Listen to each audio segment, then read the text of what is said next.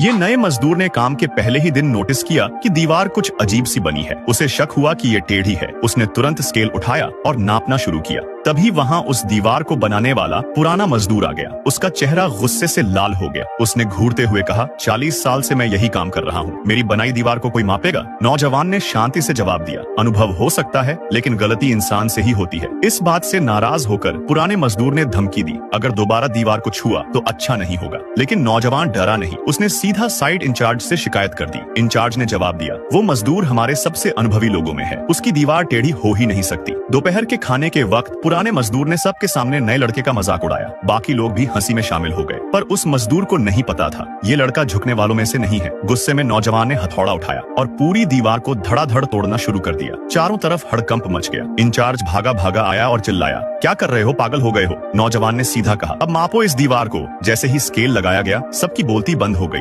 दीवार वाकई टेढ़ी थी और असली वजह उस पुराने मजदूर का स्केल ही खराब निकला। इंचार्ज ने बिना कुछ कहे उसी वक्त उस 40 साल के अनुभव वाले मजदूर को काम से निकाल दिया।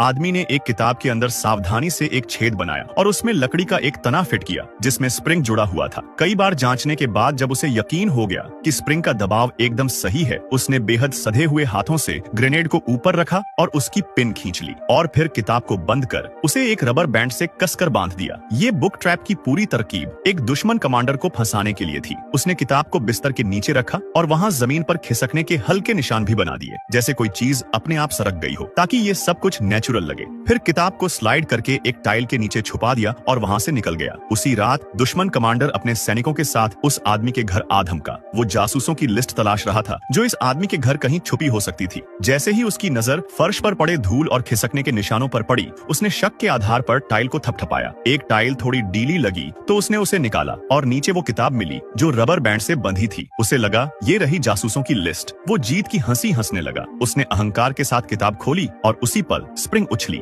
ग्रेनेड सीधे उसकी तरफ फेंक दिया। पास ही खड़े आदमी ने फौरन 2 गार्ड्स को पकड़ा और उन्हें ढाल की तरह इस्तेमाल किया। कमांडर के पास सोचने तक का वक्त नहीं था। ग्रेनेड फटा और पूरा कमरा उड़ गया, लेकिन वो शख्स जो ये सब प्लान कर चुका था वो बच गया।